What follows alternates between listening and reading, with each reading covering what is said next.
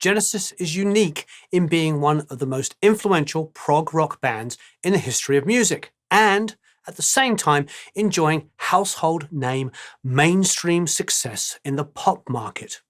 Genesis pioneered the prog rock genre in the late 60s and early 70s, together with classic bands like Pink Floyd, King Crimson, Yes, Emerson, Lake and Palmer, Van de Graaff Generator, and many, many others. It has also sold a stunning 150 million albums in total, with a string of #1 albums and top 10 hit singles during the 80s and early 90s. The history of Genesis can be divided into two distinct periods, though there is some debate about where to exactly put the dividing line. Some people regard singer Peter Gabriel's departure of the band in May of 1975 as the watershed moment, and talk about the Gabriel period and the post-Gabriel period. Others identify the moment when guitarist Steve Hackett left in August of 1977 as the cutoff point. Following this, the three remaining members, singer and drummer Phil Collins, bassist and guitarist Michael Rutherford, and keyboardist Tony Banks, shifted musical direction. While remaining loyal to the band's prog rock roots, they started to write shorter, catchier songs with more straightforward structures that were promoted with videos that appealed to the MTV generation. The result was enormous commercial success on a scale that dwarfed what the band had enjoyed before. In this video, we will focus on the first 10 years of Genesis, from its foundation in 1967 to the departure of Steve Hackett in 1977, and look at exactly what made the band one of the most influential and successful exponents of the prog rock genre. In the second video, we will examine what could be called the prog pop era of Genesis, and how the band managed to achieve household name success.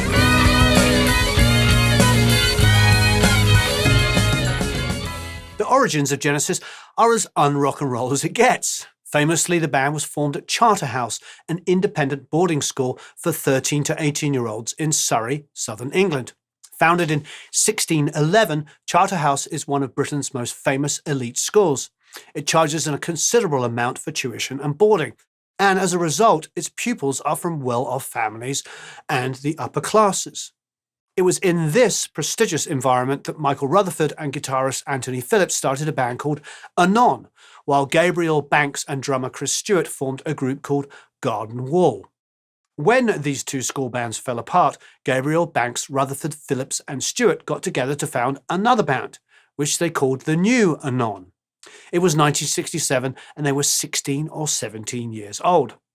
Despite the elitism and privilege that surrounded the members of the quintet, their attraction to rock music was based on a rebellious spirit that also showed itself in their lack of interest in doing schoolwork. Michael Rutherford recalled, "I was banned from playing the guitar throughout my entire career there. I'm not quite sure why. I guess maybe at that stage pop music was a sort of a symbol for the revolution that was about to overthrow the establishment and bring the country down." The New Anon started writing their own songs and recorded some of them at a local demo studio. They gave a cassette tape with these recordings to Jonathan King, a Charterhouse alumni who passed by the school one evening for a reunion. King was about 6 years older and had already achieved chart success. He was particularly impressed with Peter Gabriel's singing and offered to produce an album. He also named the quintet Genesis. King paid for and produced several recording sessions at Regent Sound Studios in August and December of 1967, and arranged for a record deal with Decca. However, there very quickly were created differences between the band and King. To impress him, Gabriel and Banks co-wrote a song called The Silent Sun, inspired by the Bee Gees, a band they knew King adored. The song was released in February of 1967 under the name That's Me, but it flopped. A second single also flopped.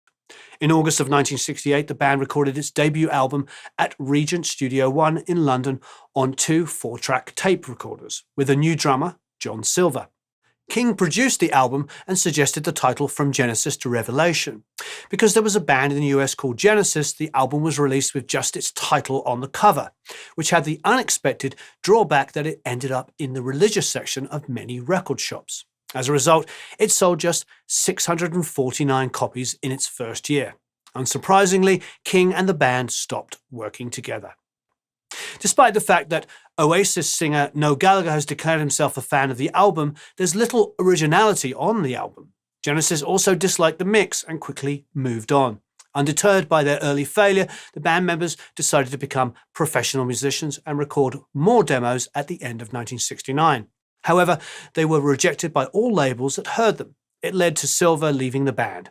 He was replaced by drummer John Mayhew, who also was a carpenter and from a completely different social background. During the autumn and winter of 1969 to 1970, Genesis spent many months writing and rehearsing at a cottage owned by the parents of Richard MacPhail, who had been the vocalist in the Charterhouse school band Anon and went on to become the band's tour manager.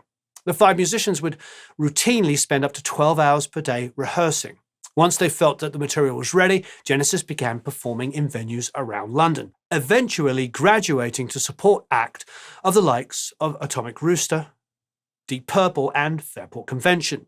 Producer John Anthony saw Genesis perform live at the beginning of 1970 and introduced them to Tony Stratton Smith, a former journalist who had founded Charisma Records the year before. The label had already released albums by Van der Graaf Generator and Atomic Rooster and would become one of the most important folk and prog rock labels in the UK, also signing acts like Lindisfarne, The Nice, the Alan Parsons Project, Hawkwind, Rick Wakeman, and more. Stratton Smith acted as a manager and a mentor to Genesis and several other acts. Genesis went into Trident Studios in June of 1970 to record the band's debut album for Charisma.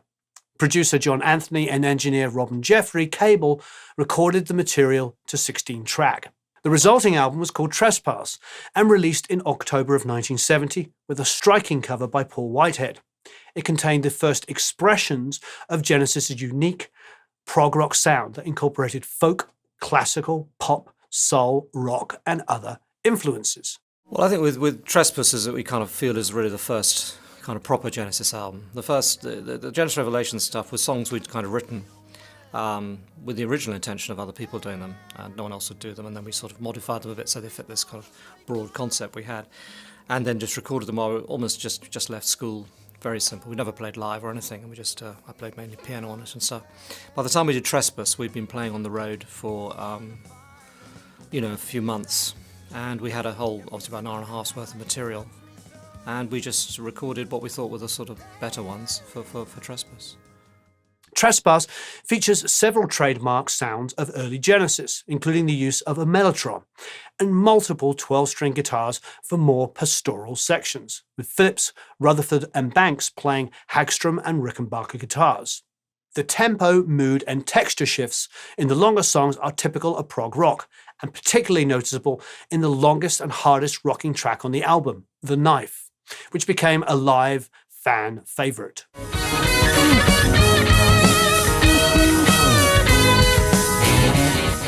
Gabriel's striking voice commands attention on the entire album. Critical reactions to Trespass were mixed. Although it went to number 1 in Belgium, it sold poorly in the UK. On top, guitarist Anthony Phillips, who had been the de facto leader of the band, had become increasingly uncomfortable with the musical direction of the band, and even more so with the pressures of live performance. His stage fright became so pronounced that he left the band in July of 1970. We thought that if one of us left, we couldn't carry on. And I reckon the closest we came to busting up was when Anthony left. Phillips' departure caused a major crisis for the remaining members, but Banks, Gabriel and Rutherford decided to continue, not only to find a new guitarist, but also a different drummer more suitable to their music. Advertisements were placed in the main music magazine of the day, Melody Maker. Phil Collins was one of many drummers who auditioned, and he joined the band in August of 1970. He was chosen because of his vocal talents as well as his skills behind the drum kit, and because he fit in well on a personal level, despite not being from a middle-class background. The search for a suitable guitarist continued for several months, with Tony Banks attempting to play lead guitar lines using a pianette and a distortion box. The band also tried guitarist Mick Barnard. Both options proved unsatisfactory. In December, Gabriel spotted an ad in Melody Maker placed by Steve Hackett that read, "Imaginative guitarist-writer seeks involvement with receptive musicians, determined to strive beyond existing stagnant music forms." The guitarist joined the band in January of 1971. The classic lineup of Genesis was now in place and cut its teeth touring as a support act to Lindisfarne and Van der Graaf Generator. It also appeared on the Reading Festival in June. Immediately afterwards, in July of 1971, the band began writing and rehearsing material for a new album at Luxford House, a historic country house owned by Tony Stratton Smith, an hour's drive south of London. The next month, they recorded an album at Trident Studios in London, again with John Anthony engineering and producing, plus David Henshill as assistant engineer. The resulting album, Nursery Crime, once more with a colourful cover by Paul Whitehead, was released in November of 1971.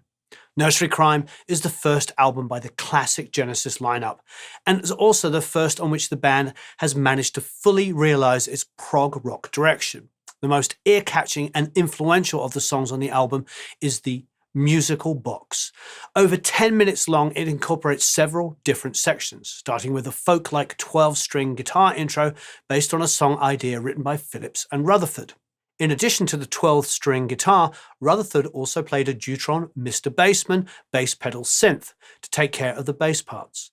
Steve Hackett developed his lead guitar solos in the musical box from guitar parts written by Anthony Phillips and Mick Barnard, while adding his own approach, which included the first known incidence of string tapping on an electric guitar in a rock context several years before Eddie Van Halen. In addition to his lead vocals, Gabriel played flute and oboe, instruments that he had learned on top of his skills as a drummer and a keyboardist. Other notable and now classic tracks on Nursery Crime include The Return of the Giant Hogweed and The Mountain of Salmachus. However, it was the musical box that attracted the most attention, and that the band has most often performed live. Genesis had by now become an impressive live act, and during a concert in September of 1972 in Dublin, Gabriel added another element to their live performances that was as attention-grabbing as it became influential.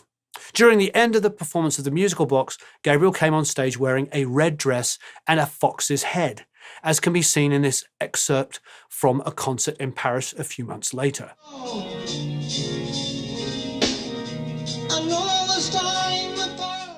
The band was as surprised and as shocked as the audience, but any resistance on the part of Gabriel's band members quickly evaporated when the press reported extensively on the stunt. It even resulted in the front cover of The Melody Maker, and the band was able to double its concert fee. From this point onwards, Gabriel often wore theatrical stage outfits, all of which added to a sense of drama of the band's performances and garnered a lot of publicity. This was much needed as their album sales in the UK were still poor, despite substantial success in Italy. Gabriel's red dress and fox mask were an impersonation of the main figure on the cover of the band's next album, Foxtrot, which was released in October of 1972. The band's fourth album signified another creative and commercial step upwards. Tony Stratton Smith had tears in his eyes on hearing the album, saying, "Everything that one had believed about the band had come through." It was the band's first album to enter the higher regions of the UK album chart, reaching to number 12. Foxtrot was in part written in a room of the Una Billings School of Dance in Shepherd's Bush in West London, to the distant sound of tap dancing coming from upstairs, which proved strangely inspiring for the quintet. Recording took place immediately afterwards during August and September at Island Records in London, with two new faces in the studio. Initial sessions with former producer John Anthony did not work out, nor did attempts to work with two other producers, first Bob Potter and then Tony Platt. Genesis ended up co-producing Foxtrot with David Hitchcock, who had been an engineer on the Nursery Crime sessions, and at this point had produced albums for Caravan and East of Eden. I love Caravan. John Burns, who had worked with Jethro Tull and Blind Faith, stepped in as an engineer.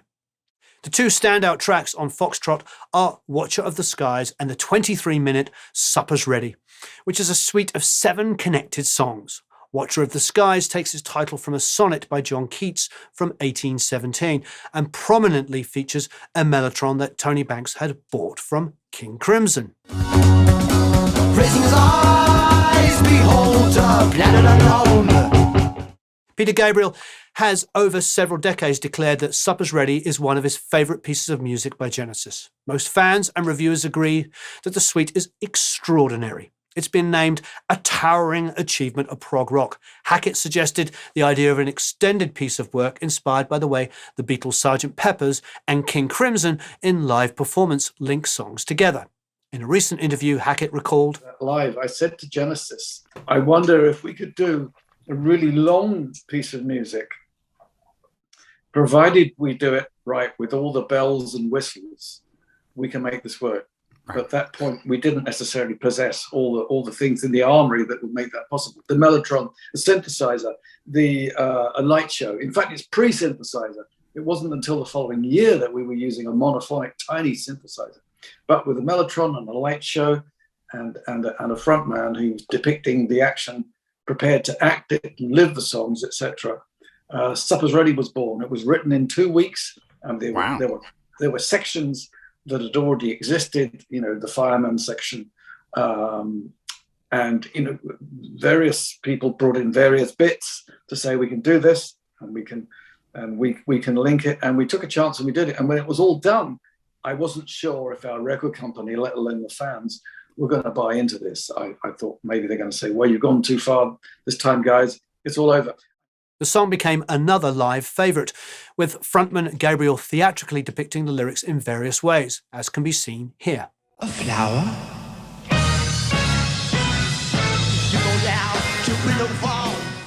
Reviews for Foxtrot at the time were mostly positive, with reactions like almost the perfect album, a milestone, and a creative peak, although some people have pointed out to the uneven quality of some of the songs on side one. Live, Gabriel expanded on his theatrical outfits with fluorescent face paint, a cape with bat wings, and an old man mask for the musical box.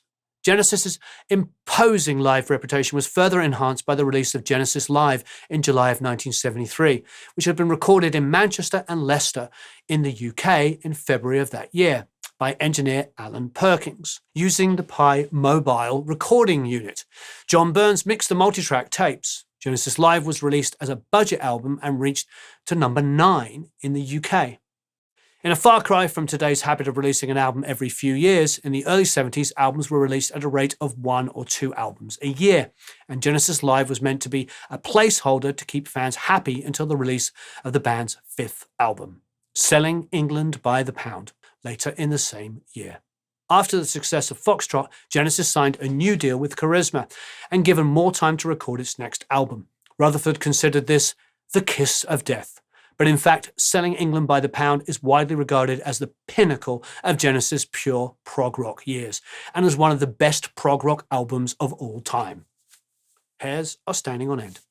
The band wrote and rehearsed new material at a house in Kingston upon Thames, and again at Una Billings' dance school in Shepherd's Bush, and recorded it in August of 1973 at Island Studios. John Burns was once more co-producing with the band, as he had done on Genesis Live. Rhett Davies was assistant engineer and would go on to work extensively with King Crimson, Roxy Music, and Brian Ferry. Burns and Davies' contribution to Selling England by the Pound made it the best-sounding Genesis album until that point. Steve Hackett later stated that he was influenced by John McLaughlin and the Mahavishnu Orchestra. And some of the licks and riffs he supplied for the new album resulted in sections that came close to fusion music. This is particularly in evidence in the album's opener, Dancing with the Moonlit Night. The song starts with arguably one of the most beautiful and moving vocal melodies ever recorded, written by Gabriel with lyrics that embody the English theme of the album. Gabriel starts singing, "Can you tell me where my country lies?" And the verse culminates with the album's title, Selling England by the Pound, a line borrowed from the Labour Party's election manifesto at the time. Selling England by the pound. Steve Hackett explained the structure of the song in an interview, saying, Dancing with the Moonlight Night went from Scottish plainsong to something Elgarian, to something futuristic, touching on fusion and other forms that still haven't been named. It's also got tapping and some octave jumps and sweep picking and techniques that have become part of the glossary of terms for modern-day shredders. Hackett can be seen tapping in this live clip from 1973.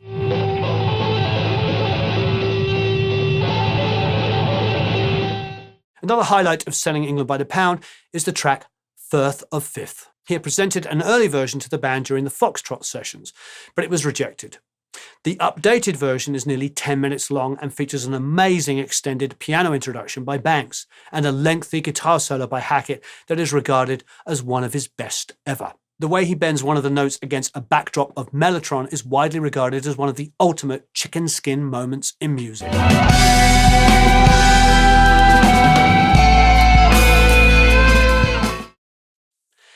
Firth of Fifth has been called one of the finest 9.5 minutes of music that Genesis ever put down, and to also feature a synth solo by Banks using the trumpet preset of an ARP Pro soloist. It was the first synthesizer Banks acquired, and he used it in many places on the album. The Cinema Show features a 4.5 minute solo by him on the ARP Pro. The instrument is also audible in The Battle of Epping Forest, another quintessential English song about gangland warfare in northeast London, with Gabriel characterising various characters over the course of its near 12-minute length. The energetic rhythms have also elements of fusion music.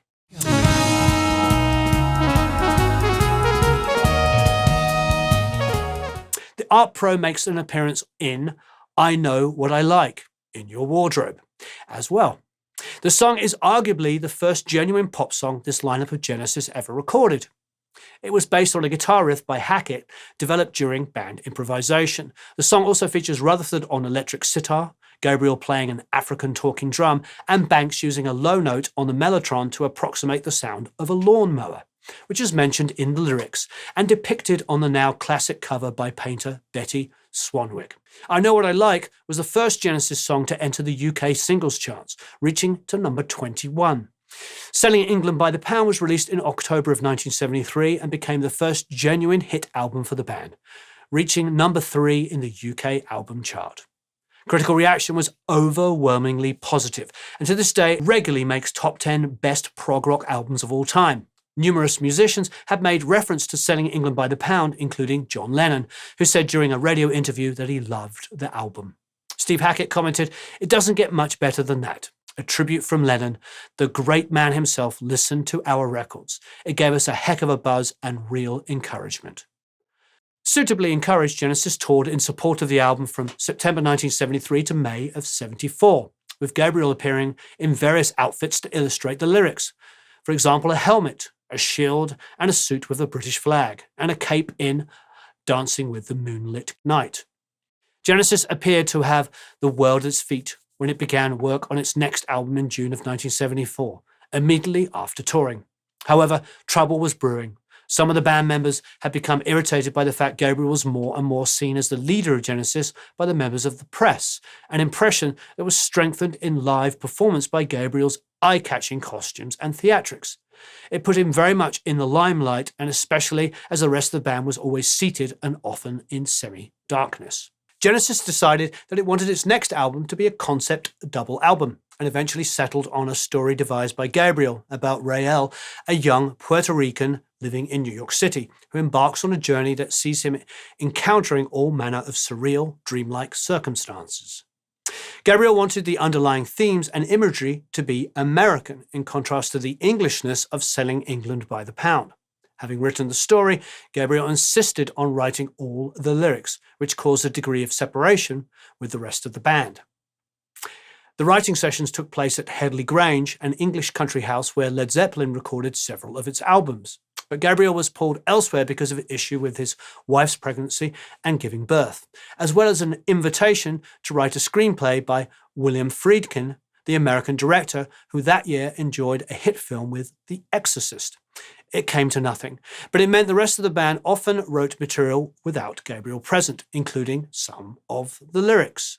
After 3 months of sometimes tortuous writing sessions, the band moved to a country house in Wales, where they started recording, using equipment rented from Island Studios in London. John Burns was again producing, with David Hutchings engineering. The equipment used included 2 3M 24-track tape recorders, a 30-input Helios electronics mixing desk, Altec monitors, and 2-track A62 Studer tape recorders. The company used some of the natural surroundings to create special effects. For example, some vocals were recorded in a cowshed and some in a bathroom. Keyboardist Tony Banks also noted the band used a lot of moods. At times, things were little more than improvisations on an idea. Tracks like The Waiting Room and Ravine ended up being mostly atmospheric soundscapes, with Banks using ARP 2600 synth to great effect. Flying on a Windshield also came out of a collective improvisation. The dramatic moment the rhythm section comes in became a particular favourite of band and fans.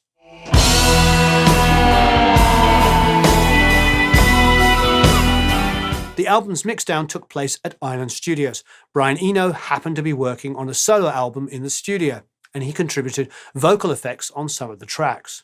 When The Lamb Lies Down on Broadway was finally released on November the 18th, 1974, with a largely black and white cover that was very different from its earlier albums, the band feared critical slaughter.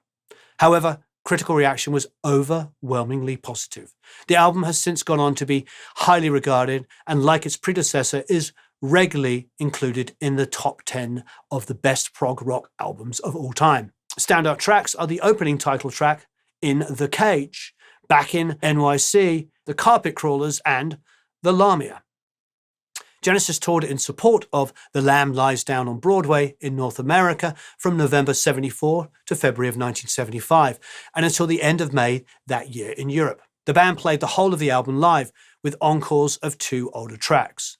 In a precursor of modern multimedia live shows, the stage design had 3 screens that showed almost 1,500 slides and laser lights. Gabriel was wearing some of his most outlandish costumes, and with the slideshow often failing and Gabriel having problems getting the microphone close to his mouth in one costume, the show had overtones of Spinal Tap. I think it kind of culminated, though, for me personally, in the Slipperman costume, though, because at that point, like, I was very much, a musician in this band, and and this was starting to piss me off a bit, because Peter wasn't able to get a microphone close enough to his mouth half the time in that costume to actually do what he was supposed to be doing, which was singing. The rift that opened up between Gabriel and the rest of the band during the writing and recording of The Lamb Lies Down on Broadway led to the singer's departure at the end of the tour.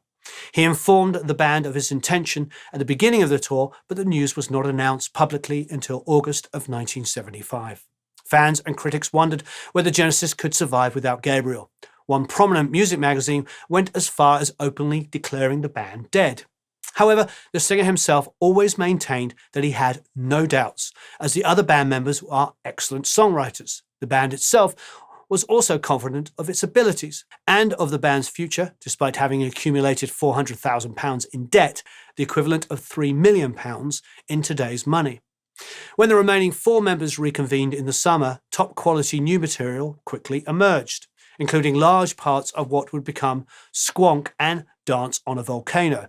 The band and producer and engineer, David Henschel, went into Trident Studios in London in October of 1975 to record the new album. Most of the material had been written by that stage, but the band still had no idea who was going to be the singer. The backing tracks were recorded without vocals, and an ad asking for a vocalist was placed in Melody Maker. It received 400 replies, and a large number of vocalists were auditioned, but nobody suitable emerged. Eventually, Phil Collins was persuaded to sing the lead vocals on Squonk. His performance was so convincing that he ended up recording the lead vocals on the rest of the songs as well. It seems so obvious now, doesn't it? You had a singer in the group and everything already. But, Peter had all sorts of things that sort of came with him, and it was just like thinking of Phil. I don't know, I wasn't sure.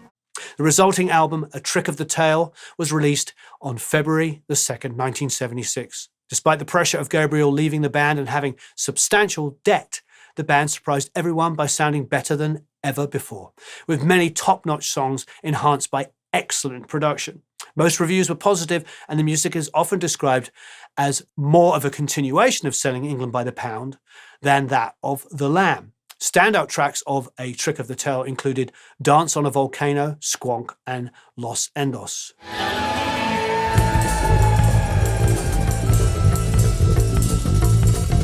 The band for the first time created promotional videos for the album's title track, Ripples, and Robbery, Assault and Battery. The album did well commercially, going to number 3 in the UK album charts and number 1 in France. It also reached number 31 in the US. The sales allowed the band to pay back part of its debt.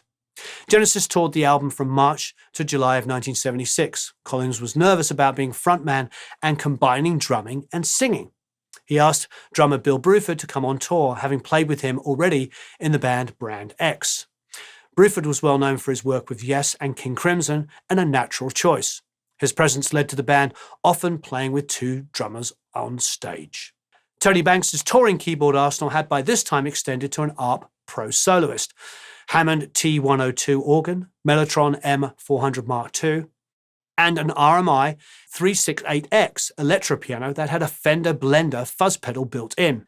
Banks also ran his RMX and Hammond keyboards through an MXR Phase 100 pedal. Steve Hackett often played a 1957 Gibson Les Paul Goldtop around this time, and after 1976 also a Fender Stratocaster with a Musitronics Gizmotron for violin-like sustain. In the 70s, Hackett used an HH Electronic IC100S guitar amp head and Marshall amps, and his pedals included at various times an Echoplex, MXR Phase 90, Marshall Super Fuzz, Crybaby Wah Wah, Color Sound Octavider, Shaftesbury Duo Fuzz, Vox Wah Wah, Color Sound Super Tone Bender, Apollo Fuzz, Ernie Ball Volume Pedal, and a Synthy Hi-Fly. He used a Zematus 12-string live, and in the studio also a Yairi classical guitar.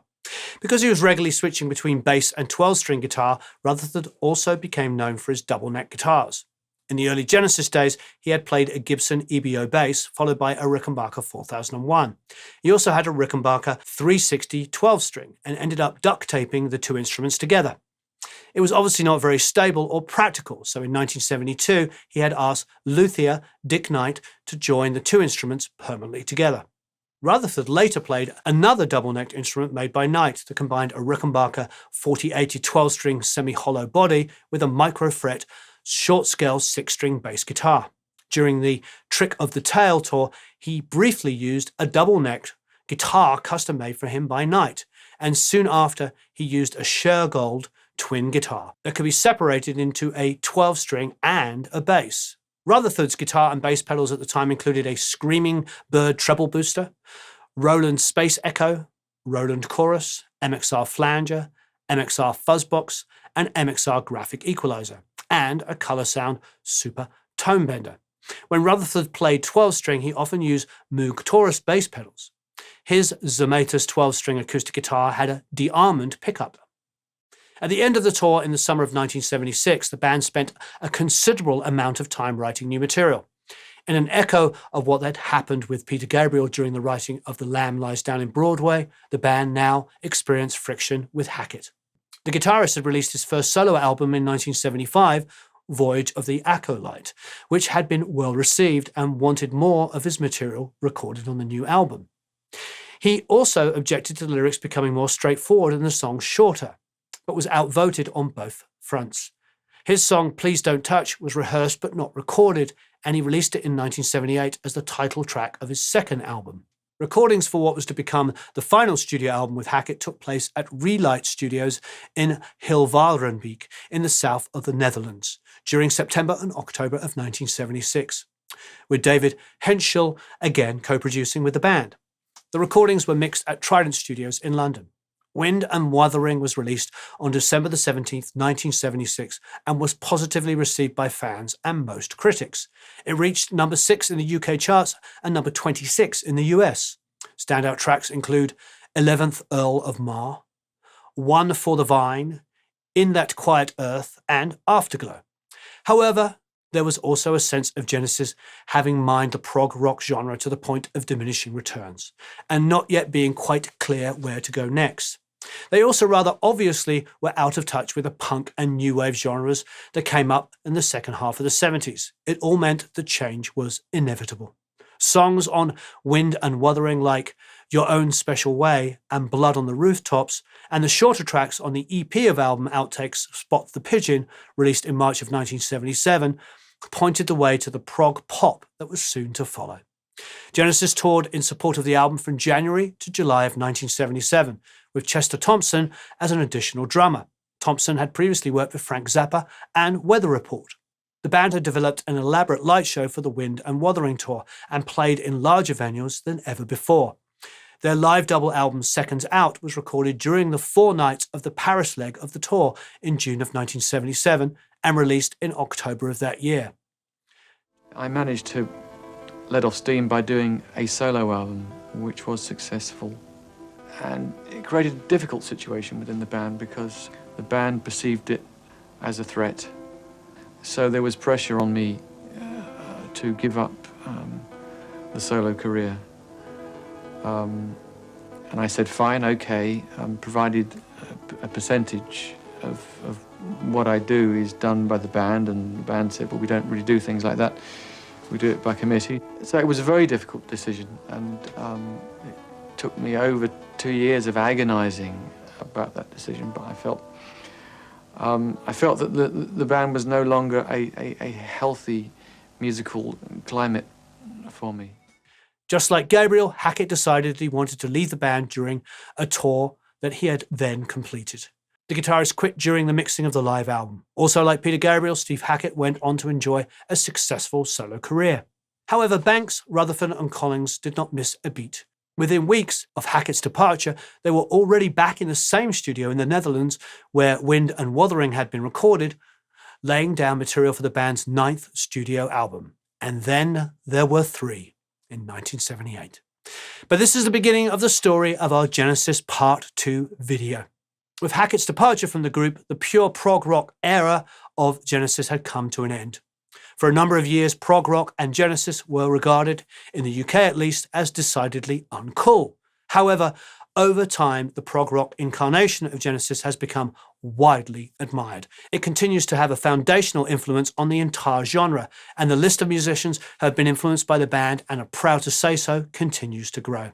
It includes members of Queen, Rush, Iron Maiden, Van Halen, Simple Minds, Radiohead, Marillion, Tool, Red Hot Chili Peppers, Dream Theater, Fish, the Mars Volta, Elbow, and many, many more. There have also been countless awards. For example, the Lifetime Achievement Award at the Progressive Music Awards in 2012. Perhaps the main testimony to the quality of Genesis music from 1970 to 1977 is that it still sounds entirely relevant